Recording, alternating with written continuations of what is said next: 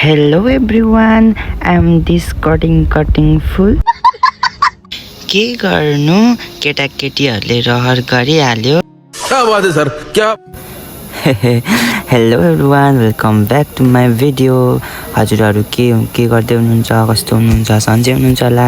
सन्चै रहनु होला, एकदम मस्त रहनु होला अनि व्यस्त रहनु होला। म पनि सन्चै छु, मस्त छु, म पनि व्यस्त छु होइन। अनि अहिले चाहिँ बेलुकाको ठ्याक्कै अब रात पर्नु लाग्यो नि त। अनि अब यसो फुलहरू रोपेर मात्रै भएन, अनि फुललाई गोडमेल पनि गर्न पर्यो है त। त्यही भएर यसो आज चाहिँ फुललाई पानी लाएर हल्का फुल्का पानीहरू लाउँदै यसो गोडमेल गरेको होइन। अब कट पनि गर्नु पर्यो नि त, फुललाई रोपेर मात्रै भएन, त्यसलाई बेलामा खाना दिनु पर्यो, बेलामा के गर्नु पर्यो भने लाउनु त पर्दैन होइन, पनि खाना दिनु पर्यो, हेरचाह पुग्नु पर्यो नि त। त्यही भएर अनि यो चाहिँ मेरो स्मल गमलामा, अनि यो धेरै ठुलो पनि बनाउनु हुँदैन नि त गमलामा रोज। अनि त्यही भएर अब यो रोपेको पनि धेरै भएको छैन, त्यस्तै धेरै भएको छैन, कति 1-1.5 महिना भयो होला। राम्रो राम्रो एक लट चाहिँ राम्रो भएर राम्रो फुलेर अब यो फुलेकोहरू त कट हान्नु पर्यो जे भए पनि होइन। अनि फुलेकोहरूलाई कट हानेन भने त फेरि त्यही भएरै मर्दै जान्छ नि त। त्यही भएर त्यसलाई राम्रोसँग कट हान्नु पर्यो। अब त्यो कट हानेपछि फेरि त्यसपछि अलिक राम्रो आउँछ नि त अरू। त्यही भएर यसो कट हान्दैछु है त म चाहिँ। मलाई चाहिँ यो सानैदेखि फुलहरू धेरै मनपर्ने भएर गमलाहरू पनि मैले नै लिएँ, धेरै रोपेछु फुलहरू पनि। अन्त हो यो फुलहरू चाहिँ अब फुल्दैछ पनि, अब कोही फुलेर पनि अब मर्दैछ होइन। अनि त्यो भएर यसको पातहरू चाहिँ यसो येल्लो पातहरू चाहिँ यो मर्न लागेको पातहरू, यसलाई चाहिँ यसो गोडमेल अब अथवा भनौँ न होइन फालिदिनुपर्छ, निकालेर यसको उयोबाट निकालेर फालिदिनुपर्छ। सो त्यही भएर अब यसलाई चाहिँ छिटै फाल्नुपर्छ क्या। अब छिटै हुन्छ नि त यो, अब यसको अब यो बुढो भएको पातहरू त फालिदिइहाल्नुपर्छ। त्यही भएर फालिदिँदैछु म चाहिँ है त।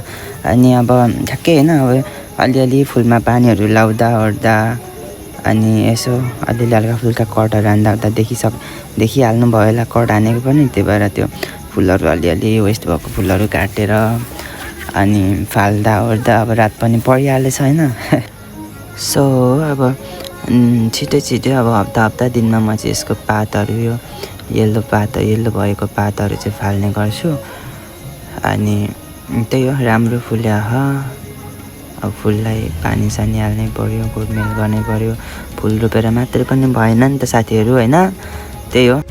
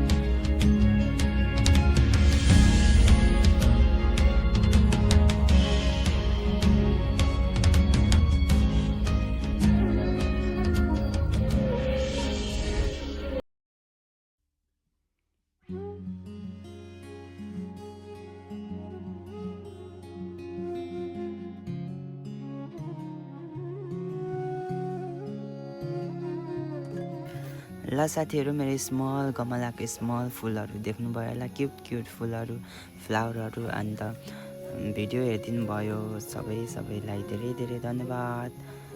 कस्तो लाग्यो मेरो फ्लावर, लाइक कमेन्ट सेयर पनि गरिदिनु होला। अनि फर्स्ट अफ अल त नबिर्सी सब्सक्राइब पनि गरिदिनु होला मेरो च्यानललाई। यस्तै भिडियो हेर्नु मन छ भने है त।